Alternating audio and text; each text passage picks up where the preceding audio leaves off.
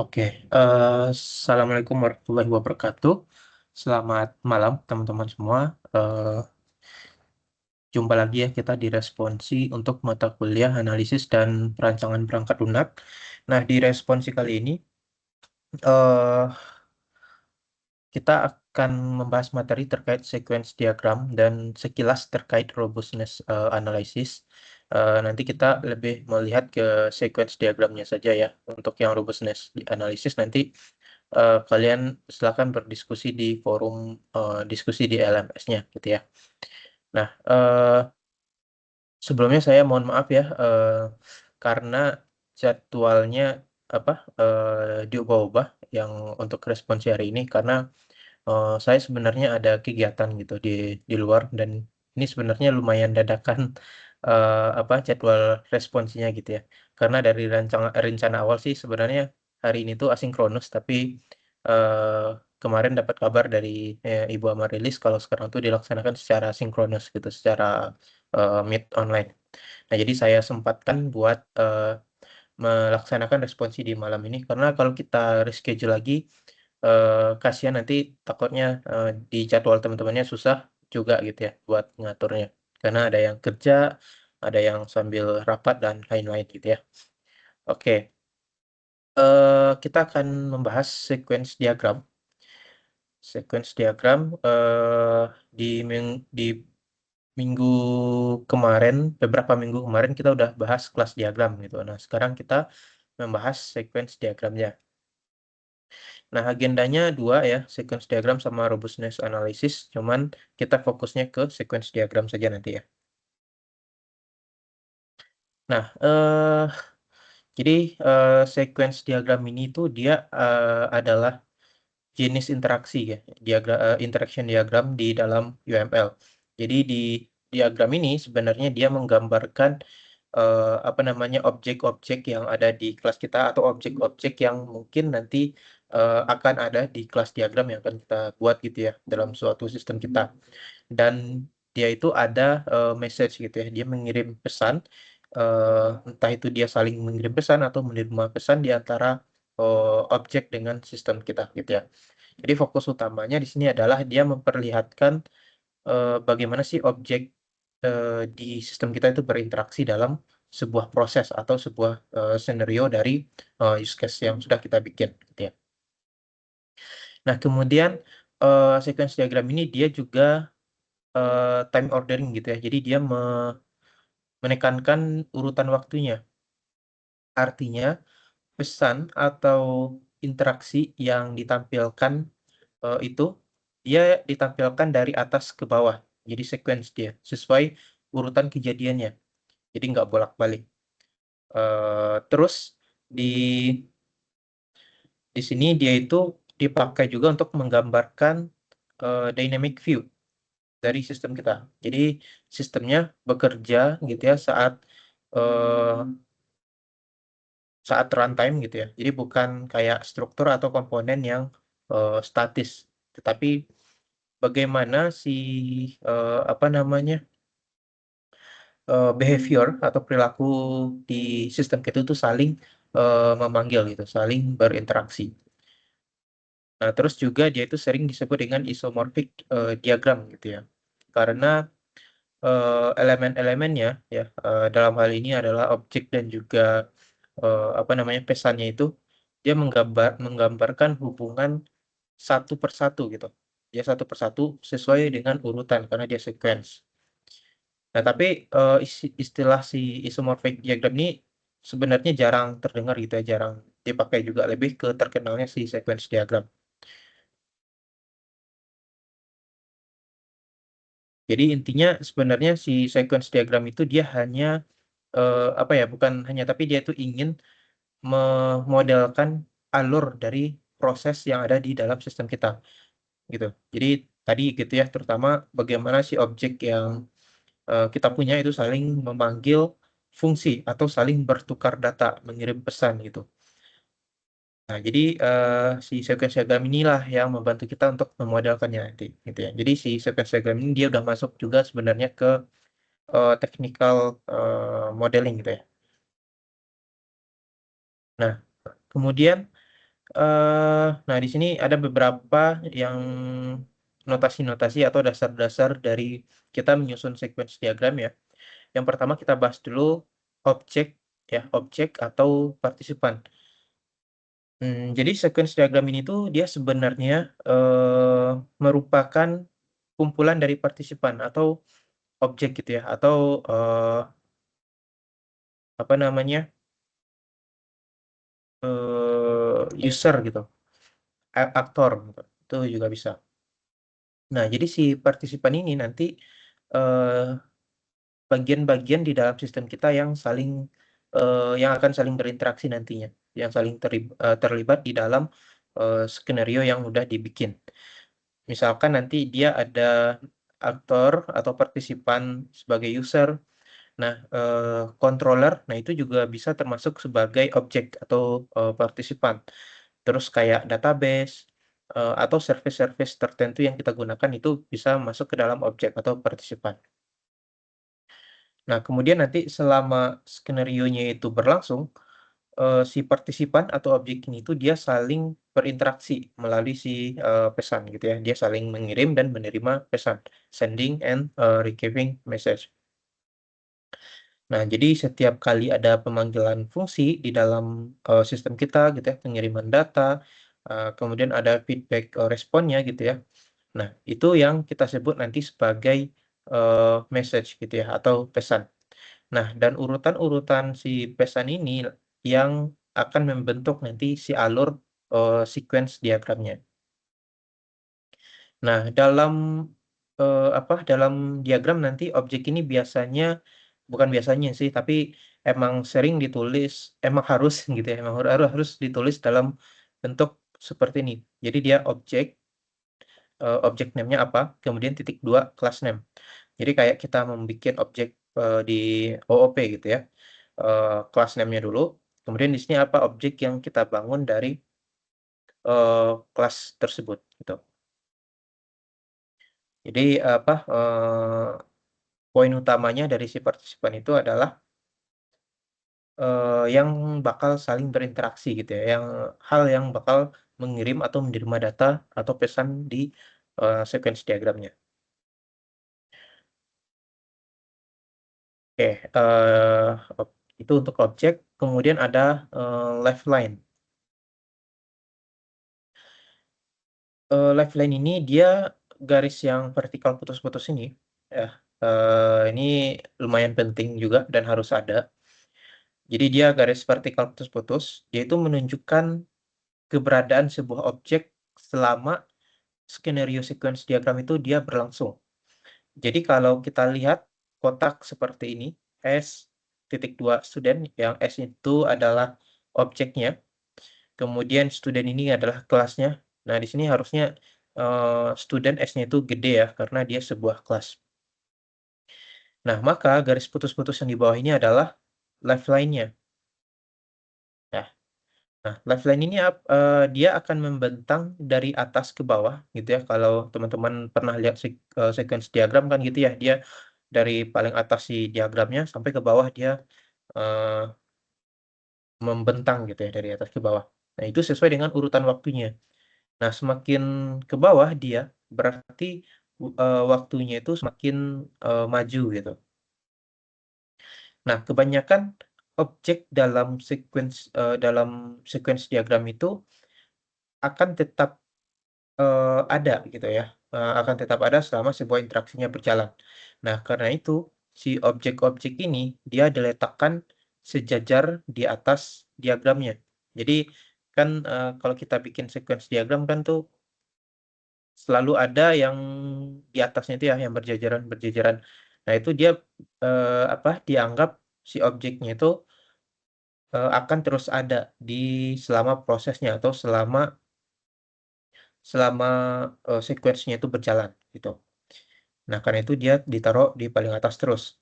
Nah, kemudian si lifeline-nya itu dia bakal turun terus hingga akhir diagramnya. Nah, gitu. Jadi intinya fungsi si lifeline ini dia adalah untuk membantu kita memahami kapan sebuah objek itu dia akan aktif atau terlibat dalam pengiriman atau dia menerima pesan selama sebuah proses itu terjadi. Lebih kurang seperti itu. Nah, kemudian ada lagi activation bar. Nah, kalau activation bar ini dia persegi panjang, panjang biasanya, dan ada lifeline yang menghubungkannya. Maksudnya si kotaknya itu dia menimpa si lifeline-nya gitu. Ya kan ada garis-garis putus, kemudian di bawahnya disambung lagi garis-garis putus. Nah, itu lifeline. Nah, jadi dia si ini menunjukkan kapan objek kita itu sedang melakukan sebuah aksi gitu. Is perform an action. Jadi kalau udah ada kotak ini, berarti sebuah objek kita atau sebuah objek itu sedang melakukan sebuah aksi atau sebuah proses. Nah, kemudian kalau si objek itu menerima message, dia juga ada ini, ada kotaknya. Atau ketika dia mengucapkan sesuatu di objeknya sendiri, si activation bar ini juga akan muncul. Pokoknya activation bar ini bakal muncul ketika sebuah objek kita itu akan melakukan sebuah proses, sedang melakukan sebuah proses. Nah, kalau karena dia sequence, activation bar yang di awal ini yang menunjuk ke awal itu sebuah aksinya dimulai. Kemudian semakin dia ke bawah itu akhirnya. Biasanya nanti dia ada berupa pesan kembali gitu ya atau return message ke objek yang memanggil atau yang mengirim pesan ke objek yang sedang melakukan proses.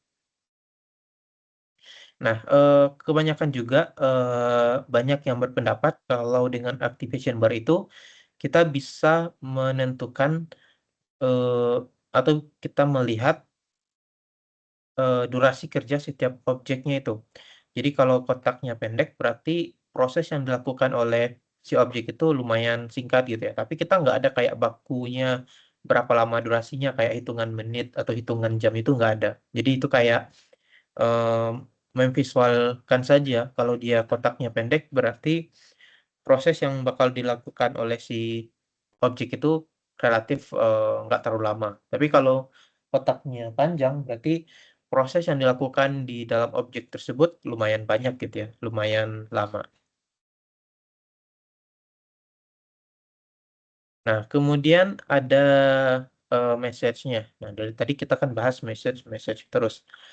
Nah, eh, di sini ada apa ya? Dia itu bisa dibilang salah satu elemen utama di sequence diagram yang fungsinya itu sangat penting karena si message inilah yang nanti menunjukkan si interaksi antara objek di dalam sequence diagram kita. Jadi semua komunikasi antar si objek atau partisipan, apakah itu dia memanggil sebuah metode, mengirim data gitu ya, atau mengembalikan sebuah hasil atau nilai, itu semuanya akan digambarkan sebagai message gitu ya.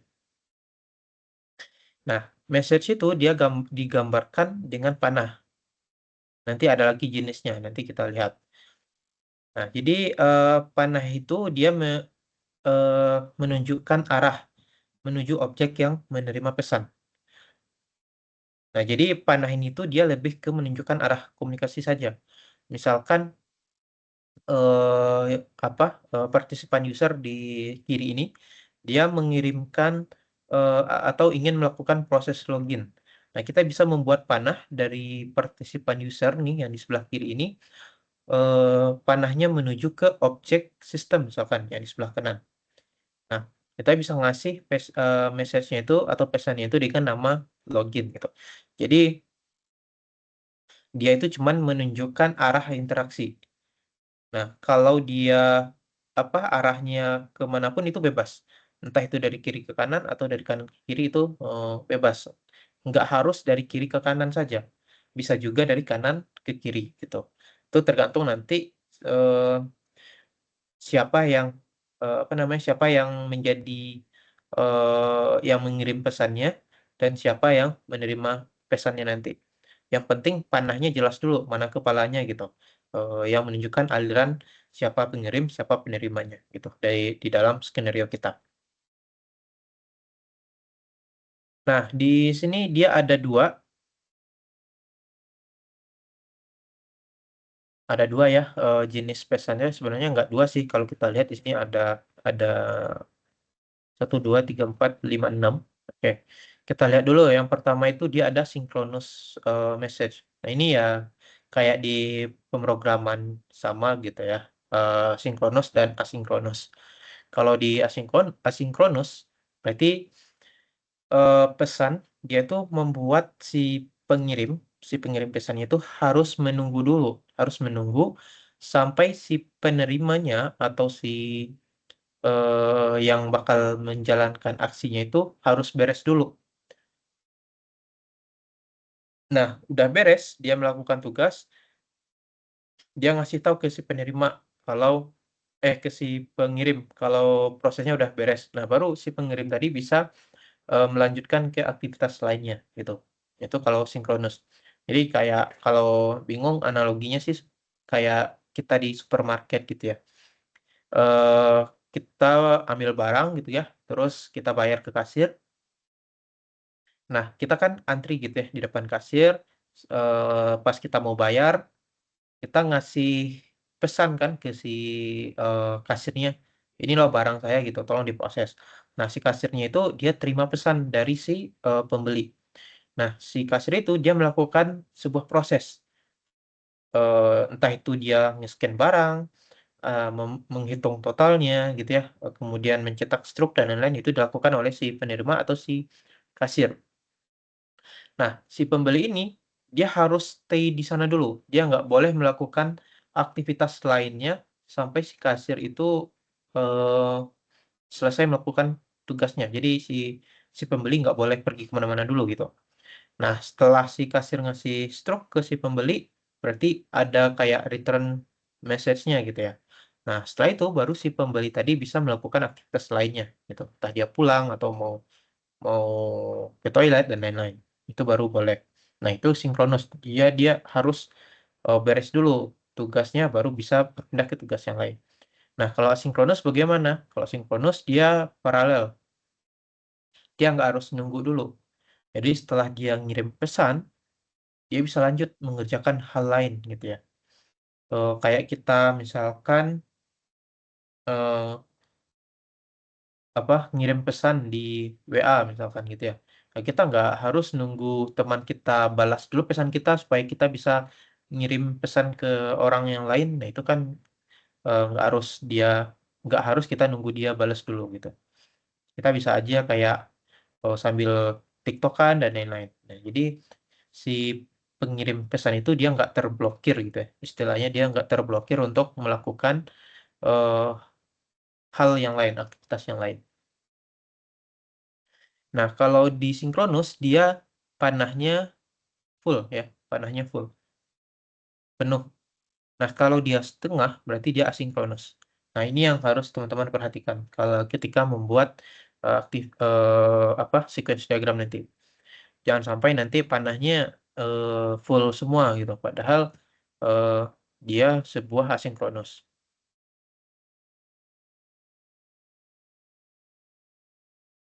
Oke, selanjutnya ada reflexive message. Nah, ini dia eh, kalau refleksif, dia terjadi ketika si objek kita itu mengirim pesan ke dirinya sendiri. Send the message to itself. Jadi, apa contoh sederhananya, misalkan kayak kita lagi nyata tugas kuliah gitu ya, catat tugas, membuat tugas lah misalkan gitu ya. Terus, eh, terus saat kita mengerjakan tugas tersebut, kita perlu membuka catatan yang lama, misalkan untuk melihat rumus yang kita lupa. Nah, itu kita menyuruh diri kita sendiri untuk melakukan aksi yang lain. Jadi, jadi dia si reflexive message itu dia menyuruh dirinya sendiri gitu.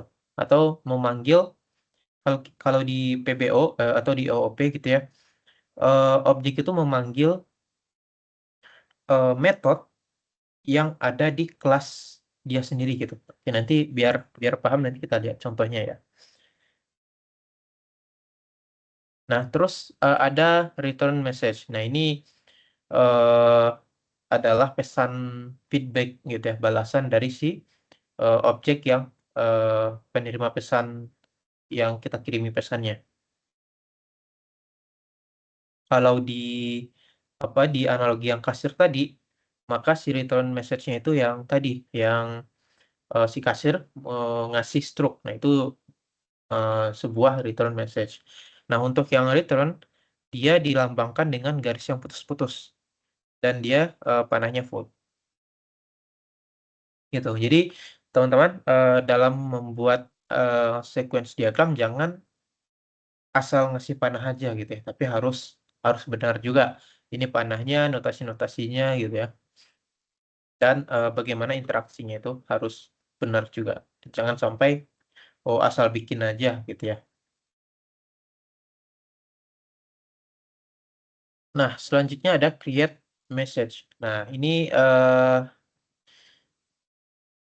yang lumayan unik.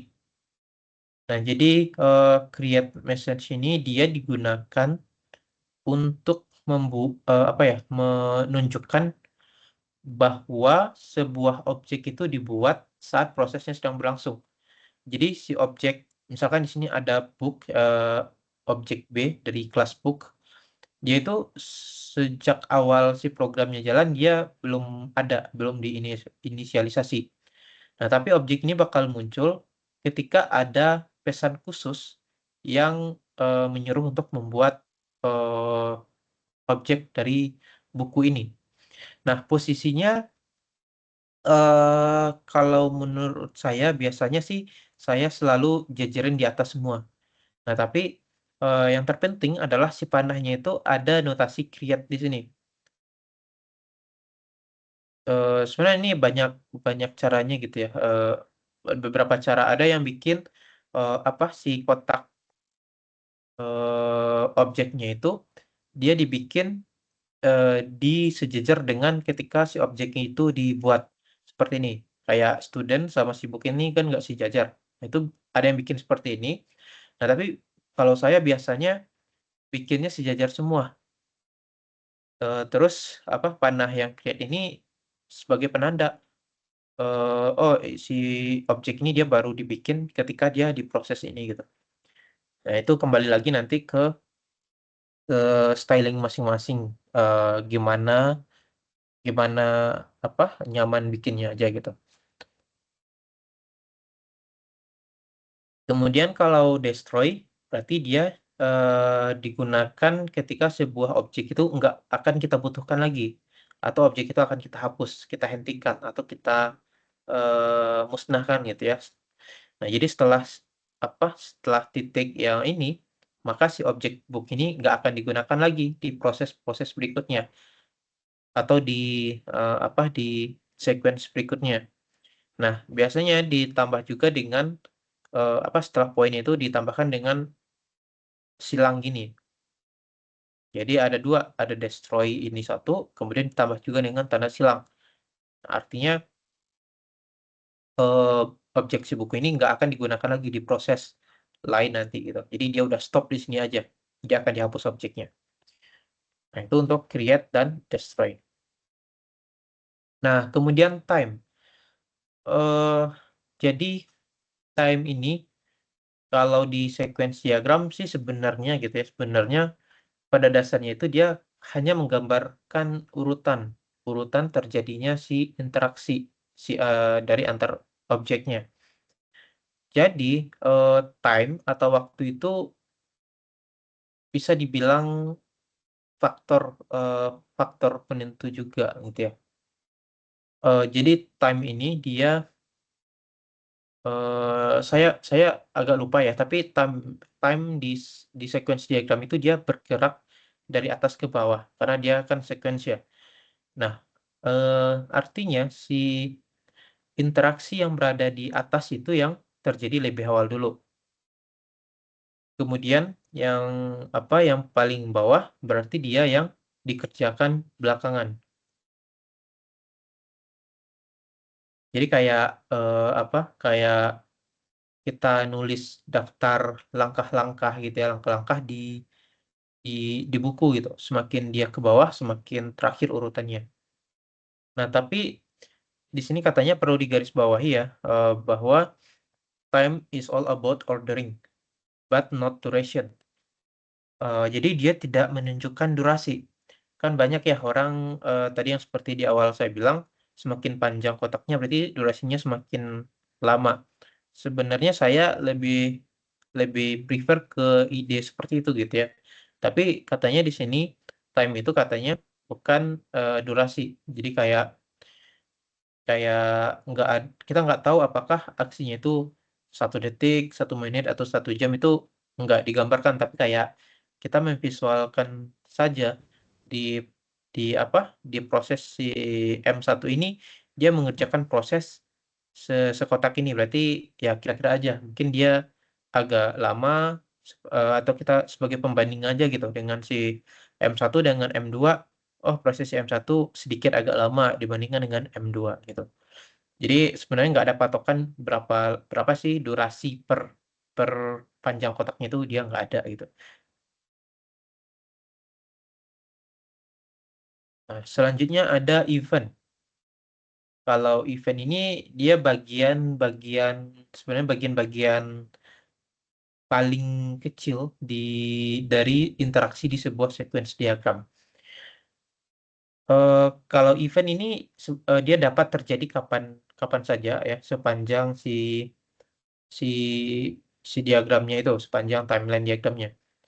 Nah, sebenarnya setiap interaksi yang kita lihat di diagram, misalkan kayak pengiriman pesan, penerimaan pesan, atau dimulainya sebuah aksi, itu semuanya terjadi karena adanya event. Jadi dia itu kayak yang membangun eh, message itu. Contohnya, eh, misalkan di aplikasi chatting, setiap kali kita ngirim tombol kirim, nah itu sebuah event yang memicu bahwa si pengirim akan ngirim pesan ke penerima. Nah, ketika pesan itu masuk ke HP teman kalian atau si penerimanya, itu juga event yang men-trigger terjadinya sebuah proses gitu. Nah, dari dua event itu, yang tadi tombol kirim sama dia masuk ke HP si penerima, itu yang membentuk message yang lengkap gitu. Jadi selama ada pengiriman atau penerimaan pesan di sequence diagram, event itu bisa dibilang pasti akan terjadi gitu. Jadi setiap message-nya itu ya minimal berarti terdiri dari dua event. Ada send event dan eh, receive event, atau event untuk ngirim dan event untuk menerima gitu. Nah, ini contohnya.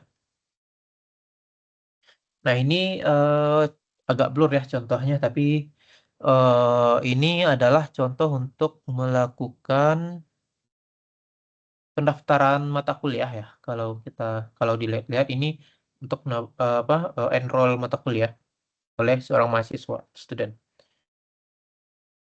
Nah, di sini dia melibatkan 3 objek utama ya. Ada student, ada course, sama ada account. Nah, di sini alur interaksinya dari user. Nah, dari student, dia ngirim pesan ke si course. Jadi objek student dia ngirim pesan ke objek si course.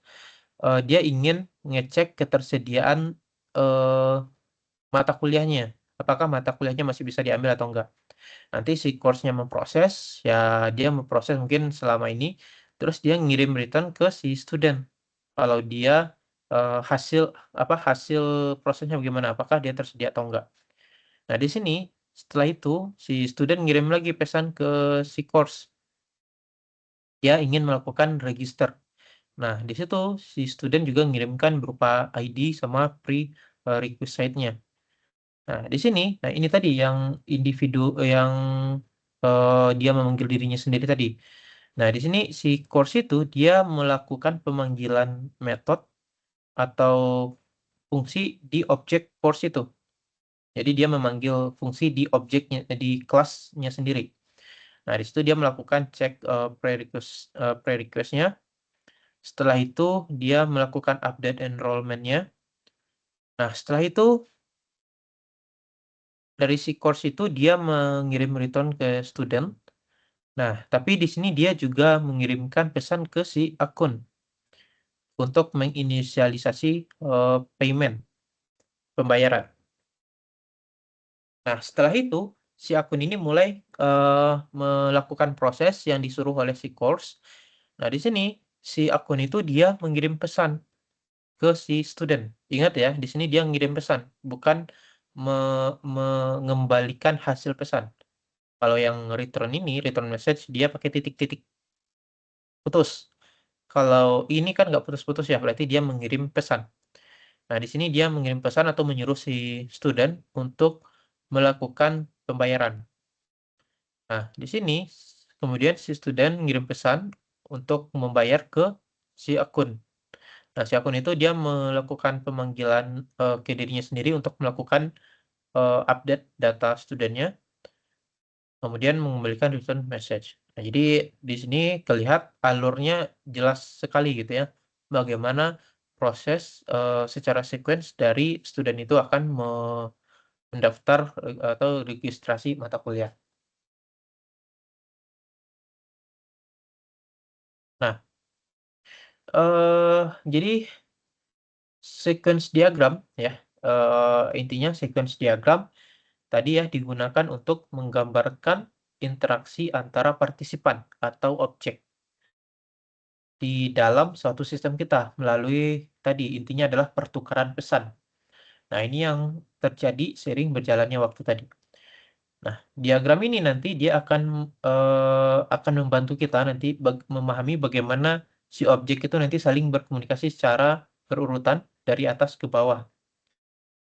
Nah, selain itu, si sequence diagram ini juga biasanya digunakan untuk menunjukkan alur yang sangat detail dari si use case. Karena kalau kita lihat yang saya pernah liatin waktu responsi awal-awal, yang aturan dari use case diagram, si sequence diagram ini kan diturunkan dari use case skenario gitu ya, yang asalnya itu dari use case. Nah, jadi intinya seperti itu. Jadi diagram ini dia menggambarkan memberikan gambaran yang lebih spesifik lagi tentang bagaimana logik dari proses di sistem kita itu nanti akan berjalannya bagaimana atau interaksi dari objek di sistem kita itu nanti bagaimana. Nah, dari sini sampai di sini ada yang mau bertanya dulu?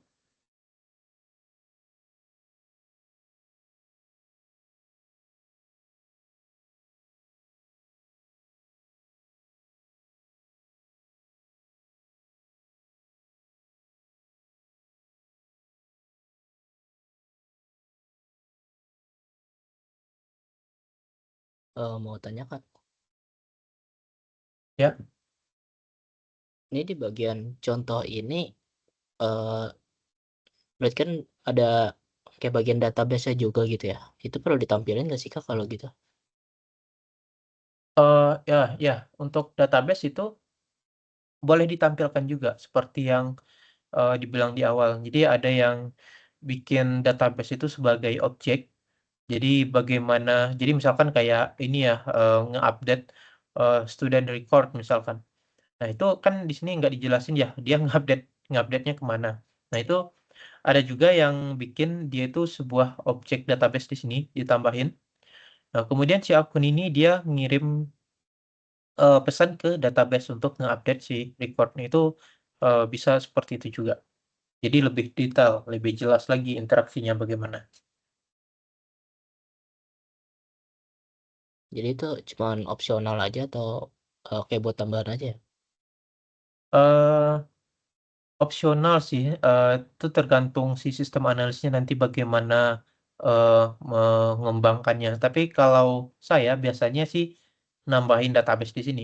Karena kan, si sequence diagram itu menggambarkan, aliran proses secara teknisnya gitu ya. Jadi di sini kita bisa jadi dia nge-update student record ini dia ke database kita, atau dia malah manggil API eksternal gitu. Jadi kayak microservice ternyata untuk ngupdate datanya itu dia pakai service lain. Nah itu kan kita di sini kan nggak tahu ya. Nah itu bisa kita perjelas lagi dengan database atau dengan objek-objek yang kita butuhkan kayak API eksternal dan lain-lainnya itu. Berarti kalau kayak gitu di bagian course itu bakal nabrak ke account gitu kah? Buat ke database atau gimana Kak, nanti? Buat Ke di bagian mana? para panahnya. Di Oh bagian panahnya. course ke misal ke database gitu. Itu nanti Oh, bakal nabrak ke account dulu apa gimana Kak? nabrak gimana maksudnya? Maksudnya motong account-nya gitu loh. Iya boleh aja, bisa aja. Oh boleh kayak gitu. Hmm. Oke oke. Jadi kayak ini kan dia juga Oh motong nih iya ada ya. student ke Ya akun. kali. Ya, baik Kak, terima kasih. Oke.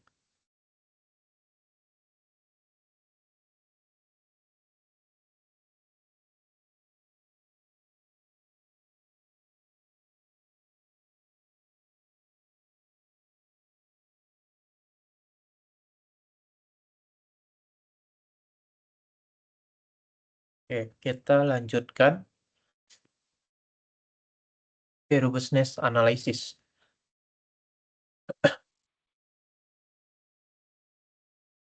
Area saya minum dulu.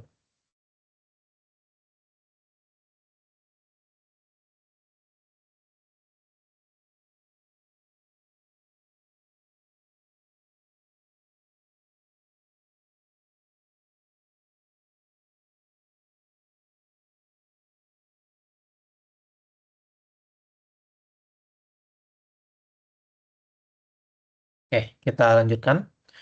Nah,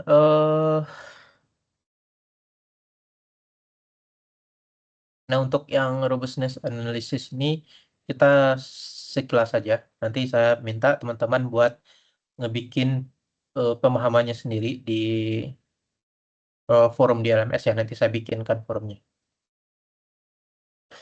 Nah, jadi di robustness analysis itu dia eh, apa ya? Dia itu proses yang menjembatani gitu ya antara tahap tahap analisis dengan tahap desain. Jadi kan kita udah bikin use case diagram, use case model atau use case diagram. Nah, dari use case ini dia kan menjelaskan kebutuhan pengguna kita apa, tujuan pengguna kita apa, goals-nya. Nah, kita belum bisa membuat sequence diagram atau kelas diagram secara langsung sebenarnya gitu ya. Karena sebenarnya kalau kemarin kan yang saya jelaskan dari use case diagram, dia bikin use case skenario, dari use case skenario dia diturunkan menjadi sequence diagram. Nah, tapi ternyata di balik itu dia ada robustness analysis dulu se yang untuk menghubungkan use case skenario kita atau use case diagram kita dengan sequence diagram. Jadi katanya di sini tuh dia nggak bisa langsung bikin sequence diagram, kita harus bikin dulu robustness diagram atau analisisnya. Di situ perannya. Jadi si robustness ini dia membantu kita untuk mengidentifikasi kira-kira apa saja objek-objek yang akan terlibat di dalam use case yang kita punya. Misalnya di sini tuh dia ada, nah kita lihat dia itu ada objek boundary-nya, kontrolnya, dan entity. Jadi sebenarnya tujuannya itu untuk memastikan kalau alur dari use case kita itu nanti bisa diterjemahkan, gitu ya. Bisa diterjemahkan dengan benar ketika kita itu membuat desain sistem. Nah, di sini teman-teman bisa lihat alurnya itu kan dari GUI dulu ya, dari GUI prototype. Kemudian di sini dia ada use case modelnya. Nah, kita melakukan robustness analisisnya dulu, lalu kita menghasilkan sequence diagram. Nah, dari sequence diagram itu kita baru turunkan menjadi kelas diagram. dan akhirnya dari kelas diagram dia baru menjadi sebuah kode program. Jadi bisa dibilang si ini adalah si tahap analisis. Nah, ini adalah tahap si desain secara tekniknya gitu. Jadi antara si analisis dengan apa desain tekniknya itu ada jembatan dulu buat menghubungkannya.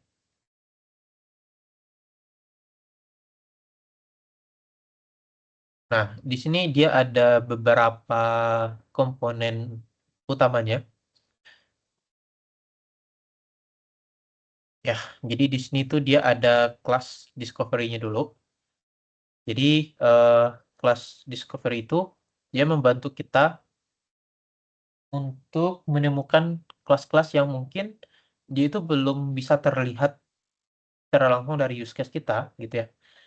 Nah, biasanya kita mencarinya itu ke dalam tiga, tiga apa namanya tiga tipe kelas. Ada boundary, control, sama entity. Kalau yang boundary itu dia untuk interaksi, gitu ya, interaksi dengan user. Kalau control itu dia untuk logika prosesnya. Kalau entity ya seperti biasa ya, entity itu data eh, menggambarkan data yang akan disimpan, gitu. Kemudian ada completeness check. Nah, di sini tuh yang menurut saya lumayan eh bukan yang ini. Kalau completeness check itu dia akan menelusuri robustness diagram kita. Jadi kita memastikan bahwa semua scenario dalam use case yang kita punya sebelumnya itu baik alur utama maupun alur alternatifnya itu sudah tercover semuanya, tercakup. Jadi nggak ada tuh langkah-langkah yang terlewat. Nah, kemudian kalau sanity check itu dia semacam kayak ini wajar nggak sih gitu? Ini bisa diimplementasi nggak sih gitu? Jadi kita di sini kita memastikan kalau eh, apa behavior atau aksi yang dijelaskan di dalam use case itu memang realistis gitu ya dan bisa diimplementasikan. Jangan sampai nanti nggak bisa diimplementasikan gitu. Kalau ada yang nggak masuk akal gitu ya, yang ngaco lah gitu ya. Nah, itu biasanya langsung terlihat gitu ya. Kita bisa perbaiki dulu. Nah, lalu yang terakhir, robustness analysis itu dia menjadi dasar untuk si sequence diagram tadi. Karena dia, si robustness ini dia digambarkan secara simpel gitu ya. Jadi dia bisa mendeteksi masalah dulu dari awal, katanya sih gitu ya. Tapi saya sih jarang bikin si robustness analysis nih. Saya biasanya langsung dari use case skenario yang udah punya langsung membangun sebuah sequence diagram gitu. Jadi sebenarnya si robustness itu supaya si sequence diagram kita itu lebih matang aja sebenarnya gitu. Nah, di sini dia ada beberapa tipe objeknya. Nah, yang pertama itu eh, ada boundary object. Jadi di sini yang mewakili user interface, interface antara user dengan sistem. Contohnya kayak Windows atau screens atau kayak dialog, menu gitu ya di web kita. Itu contohnya. Jadi dia itu tempat user berinteraksi dengan sistem kita. Kalau entity object, itu kan entitas ya, berarti yang berhubungan dengan data yang akan kita simpan. Biasanya nanti akan ke mapping ke dalam tabel di database. Contohnya ya nanti mungkin ada berupa tabel user, tabel produk, gitu. Pokoknya yang menggambarkan data kita. Nah, yang ketiga ada kontrolnya. Nah, di sini yang menyimpan logika dari aplikasi kita. Jadi dia yang mengatur nanti alur proses dari sebuah use case-nya. Ya. Nah, kontrol objek ini dia akan berkomunikasi atau berinteraksi dengan boundary dan entity ini. Nanti dia ada aturannya sendiri, mana yang boleh berinteraksi, mana yang nggak boleh berinteraksi. Nanti kita lihat.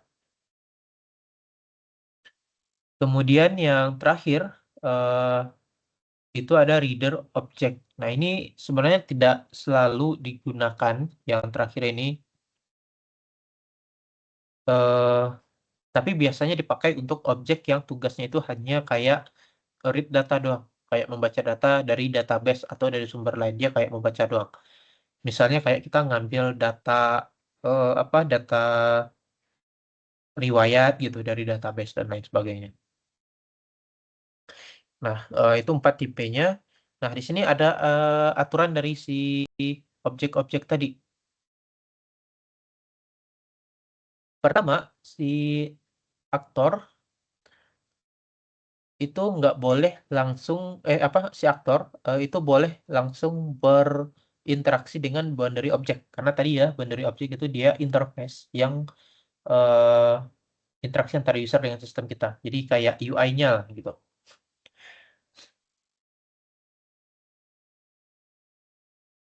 Jadi si aktor ini dia hanya boleh berinteraksi dengan objek.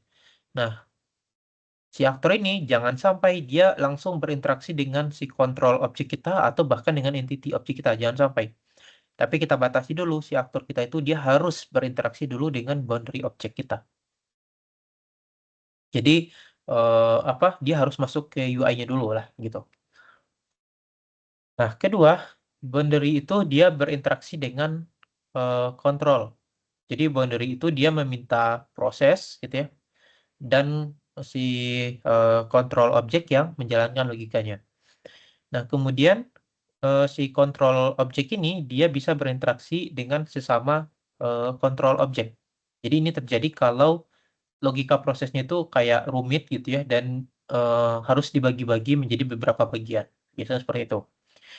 Nah, yang keempat itu eh, si kontrolnya berinteraksi dengan entity. Nah, ini wajar aja gitu ya, karena emang harus berinteraksi. Karena kan si entity itu yang hanya menyimpan data kan ya. Ya data yang kita simpan. Jadi emang harus berinteraksi dengan si kontrol objek kita. Dan semua proses yang menyentuh data kita harus melewati si kontrol objek ini dulu. Nah, kalau yang tidak boleh itu tadi ya, aktor nggak boleh langsung ke hal-hal yang lain, dia hanya satu ini. Kemudian boundary dia tidak boleh berhubungan dengan boundary objek dan entity objek. Dan entity objek dia tidak boleh saling berhubungan juga, karena entity itu kan representasi datanya. Nah, supaya dia bisa terhubung, berarti kan si entity itu dia terkoneksi menggunakan control object. Nah, berarti supaya dia saling terhubung, berarti dia nanti bakal memakai yang control object yang berinteraksi dengan control object gitu. Nah, jadi si control object ini dia berinteraksi dengan entity. Nah, control object yang di sini dia berinteraksi dengan entity. Nah, baru bisa si entity-nya saling terhubung gitu. Jadi jangan sampai langsung terhubung.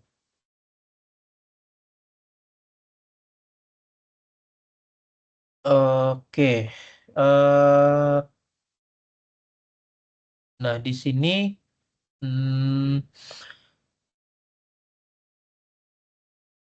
katanya di sini tuh robustness diagram itu dia masuk ke dalam desain model gitu ya. Nah, ini kenapa dia masuk ke desain model?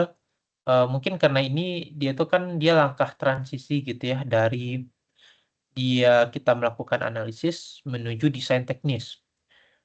Nah, jadi mungkin hasil dari robustness analysis ini yang sudah dianggap bagian dari desain sistem.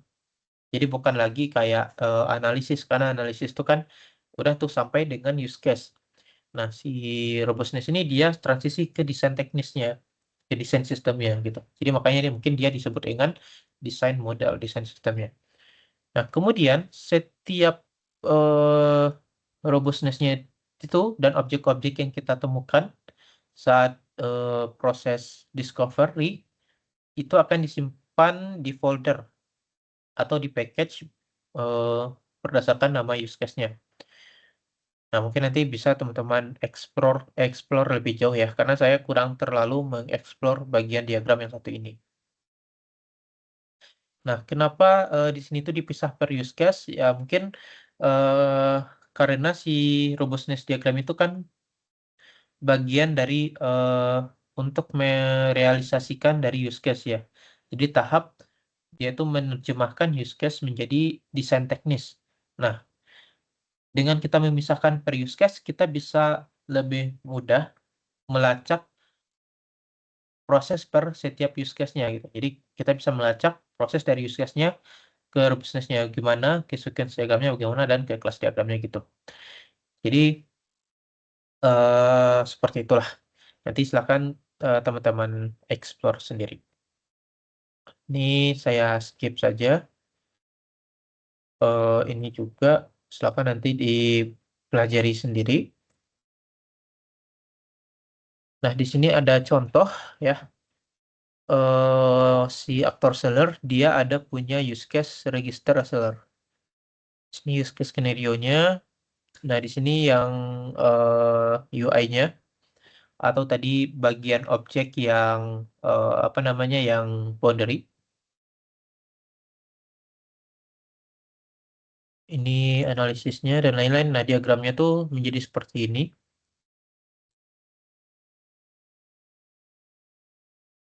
Nah, ini kelas diagramnya. Nah, nanti eh sequence diagramnya menjadi seperti ini. Jadi di sini eh kelihatan ya. Nah, di sequence diagram eh, di sini saya kelupaan tadi. Di sequence diagram itu kalau saya biasanya memakai urutan angkanya seperti ini. Jadi walaupun kita tahu gitu ya urutannya dari atas ke bawah, tapi eh, saya biasanya tetap mengasih angka urutannya seperti ini, seperti yang contoh ini. Jadi di sini urutan pertamanya si dari dia authentication. Oh, ini tadi simbol apa yang ke kiri itu boundary-nya ya. Jadi dari user interface autentikasi dia memanggil registration ya dari boundary si registration.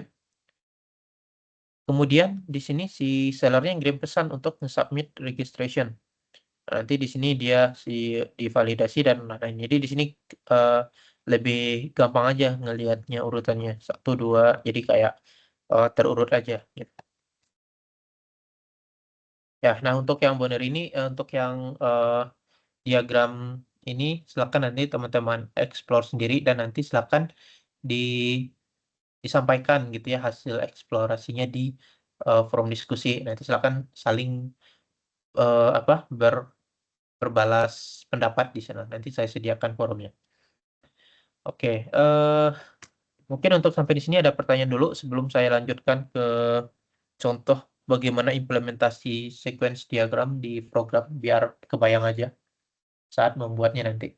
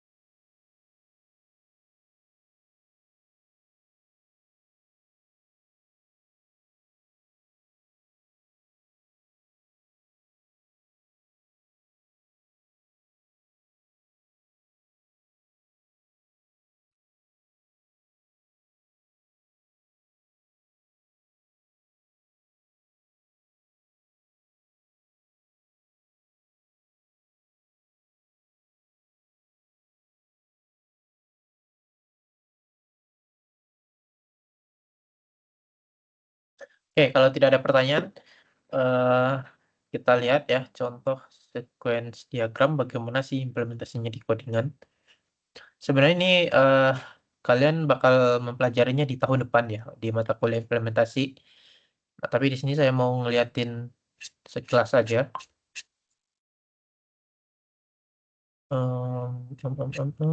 Di sini. Nah, di sini lihat kita punya aktor ya.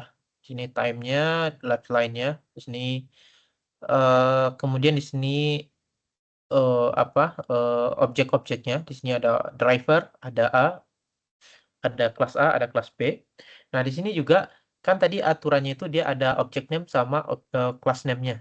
Nah, di sini kalau kita nggak ada kayak objek yang dihasilkan atau objek spesifik dari kelas tersebut, kita bisa kosongkan. Nah, tapi harus dikasih titik 2 di awalnya, menandakan bahwa ini tuh sebuah kelas. Nah, kemudian, nah di sini proses awalnya si aktor dia mengirim pesan ke driver, yaitu main gitu ya. Nah, artinya di kelas driver itu dia memiliki sebuah fungsi main, ya. Nah, di sini dia di kelas driver dia akan mempunyai fungsi main. Dari mana kita tahu ya? Dari sequence diagramnya kan ada ini. Nah, terus dari driver dia membuat new dari objek A, dari kelas A. Dia memanggil new dari kelas A. Artinya di di dalam metode main di driver ini dia membuat objek baru dari kelas A. Namanya A kecil ini. Nah, seperti ini. Jadi A sama dengan new A. Nah, kemudian di dalam masih di dalam main dari driver itu dia memanggil foo dari objek A. Nah, berarti di sini dia ada a.foo. Selanjutnya, drivernya membuat objek baru dari kelas B. Nah, di sini B, new B. Kemudian di sini si driver itu memanggil kelas V dari objek B. Nah, berarti b.v. Nah, terus di objek B itu dia memanggil ke dirinya sendiri, yaitu nama fungsinya V. Artinya di dalam metode si V ini karena dia nyambung dari ketika pemanggilan proses si V, berarti di dalam metode V itu dia ada memanggil sebuah fungsi namanya V. Nah, kalau kita lihat di sini di kelas B di dalam metode V dia memanggil sebuah metode namanya V gitu. Jadi dia memanggil metode yang ada di kelasnya sendiri. Seperti ini contohnya. Nah, ini selanjutnya eh soalnya lagi di sini driver dia membuat objek baru namanya dari kelas B, berarti new B. Dari sini dia di driver dia memanggil new B dari objek A. Berarti di sini kita membuat objek si A, tapi dia juga ngirim parameter B. Nah, di sini nih, A sama dengan new A, terus di sini dia ngirim parameter B. Nah, setelah itu prosesnya dari objek A dia memanggil V dari objek B. Nah, di sini berarti A.v. Mana tadi? New B. Oh, dia di dalam proses pembuatan objeknya ya. Berarti di konstruktor si A itu dia memanggil kelas V. Nah, kemudian dia memanggil foo di dalam metode di kelasnya sendiri. Nah, ini dia. Nah, kemudian selanjutnya si driver dia manggil V dari objek A. Berarti A.v di sini. Di dalam driver. Di main si drivernya. Nah, ini yang lebih panjang lagi. Dia manggil main dari driver. Nah, di driver dia membuat objek baru dari B. Kemudian membuat objek baru dari A. Mengirimkan parameter B. Nah, di sini prosesnya di dalam dia membuat new tersebut, dia memanggil eh, metode V di dalam eh, objek B. Jadi di sini ada b.v. Nah, tapi di sini ada kondisi, ada pengkondisian kalau dia b.x-nya itu besar dari 10. Jadi di si pemanggilan v sama vo itu dia terjadi ketika b.x-nya itu besar dari 10. Nah, itu contoh pengkondisian di sequence diagram. Nah, ini juga looping. Nah, si get price itu dia akan terjadi ketika dia objek si objek si i-nya itu kecil kecil dari prod dot size. Nah, di sini nih. Dia melakukan perulangan selama dia itu si i-nya itu kecil, apa ya maksudnya se-size-nya gitu sih, size si ukuran arraynya. Nah, kalau di codingannya kita bisa pakai for for each atau pakai for biasa atau pakai while itu tergantung sintaksnya aja. Nah, paling itu aja sih gambaran buat nanti implementasi dari sequence diagramnya. Ya, sampai di sini ada pertanyaan dulu.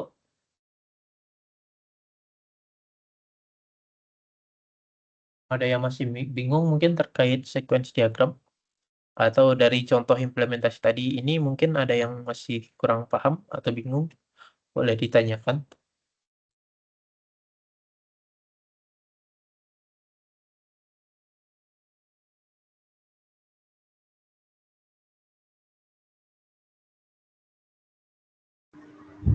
Kak, untuk buat sequence diagram itu per apa ya? Per use case diagram kok? Kayak misalnya per use case diagram itu ada 6 use case gitu. Berarti bikin 6 sequence diagram ya? Iya, Mirip kayak eh, activity diagram gitu ya? iya betul. Oke. Sebenarnya tergantung sih. eh, Kalau kita misalkan punya 5 use case diagram, eh, bisa jadi sequence diagramnya 5 atau bahkan kurang. Karena setiap use case itu mungkin ada yang di satu proses yang sama. Misalkan use case A sama use case B itu dia prosesnya saling nyambung gitu. Nah, itu bisa digabung di dalam sequence diagram. Kalau saya bikinnya seperti itu. Kalau saya di RPL boleh seperti itu soalnya. Nah, nanti untuk teman-teman mungkin bisa apa? Mungkin pas nanti sesi kelas sama Ibu Amarilis mungkin bisa dipastikan lagi. Tapi kalau saya di Prodi RPL itu diperbolehkan gitu. Kalau misalkan kita punya 2 sequence diagram tapi prosesnya itu kayak saling berkaitan, nah itu boleh di apa? Di satu sequence diagram. Atau bahkan di satu use case itu bisa dipecah menjadi 2 sequence diagram juga itu bisa. Tapi apa normalnya sih satu use case itu satu sequence diagram seperti itu Mas. Oke kak, makasih kak. Oke, ada lagi pertanyaan?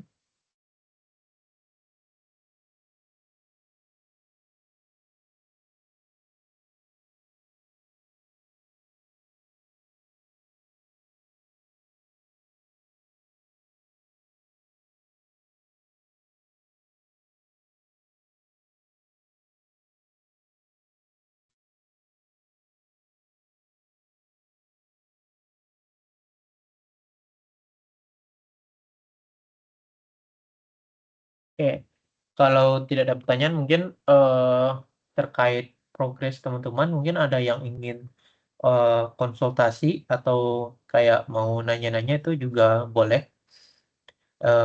Kita sampai 20.30. Jadi lebih kurang ada beberapa menit lagi.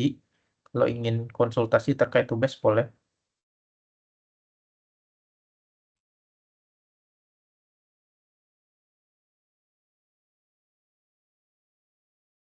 Jadi teman-teman untuk yang tugas rata-rata udah sampai mana progresnya? Udah sampai bikin apa terakhir kali? Kan udah lama ya kita nggak ada asistensi terkait tugas.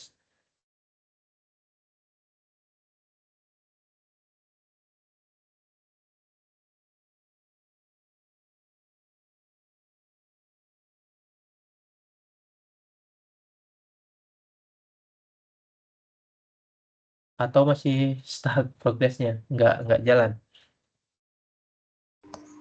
Kalau dari kelompok saya udah sampai sequence diagram sih kak. Wah, udah sampai sequence Udah diagram ya. Udah bagus. bikin UI ya juga. Oh, udah ke UI juga. Iya kak sudah. Berapa sequence diagram yang dihasilkan?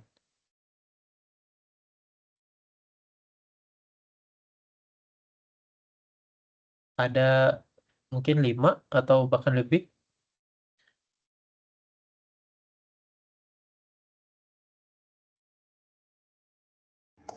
Ada 6 sih Kak, sesuai sama use case-nya. Oh, sesuai sama use case ya. Oke. Hmm.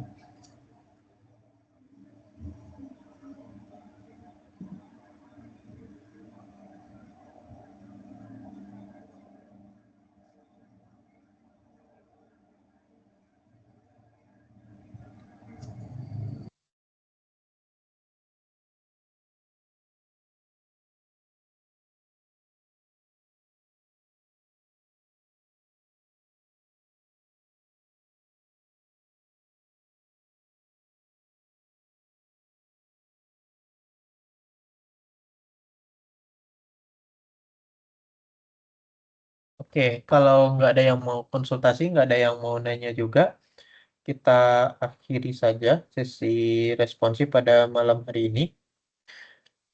Nanti saya bikin dulu di forumnya. Besok bakal saya follow up lagi ke grup ya buat ngisi forum.